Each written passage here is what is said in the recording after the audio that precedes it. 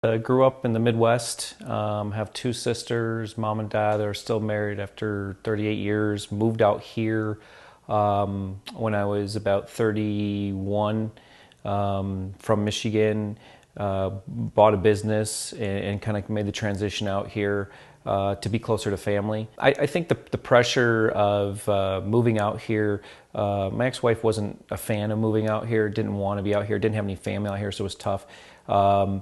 You know, with that and working a ton, things just kind of went south. Both her and I just realized we were having difficulties and tried countless number of times counseling, spent a ton of money, ton of time for the better part of 3 years trying to figure things out in counseling and just could not come to any resolution. So I think more myself than her knew that this wasn't going to work. There was no choice for me. It was an environment that I did not want to raise my daughter in. I wanted her to see a more loving home. It wasn't.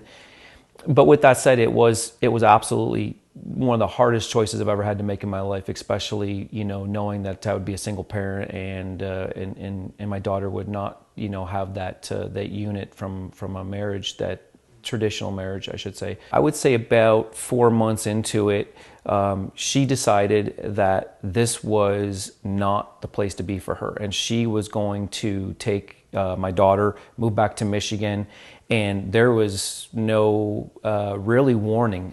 It was served to me through an email from her attorney that was the way they were going to proceed. So it was a complete shock. I mean, an absolute shock of my life. And you know, I'll never forget that first meeting in court with Scott.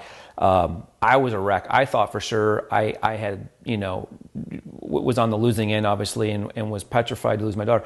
Scott stood up and immediately was able to kind of stall everything and really get a hold of the case. I mean, the case was in the 9th inning with 2 outs, and he took it over. And I remember, you know, in court that day, he stood up and told the judge, you know, look, I just took this case over. And he immediately stepped in, got it to a place where he could then get control of it and get a hold of it. And through the next, I think it was around 4 to 6 months through the court proceedings and through another court hearing and stuff, you know, I was able, with Scott's help, I mean, miraculously to pull that out. And to this day now, you know, I have 50% time with my daughter.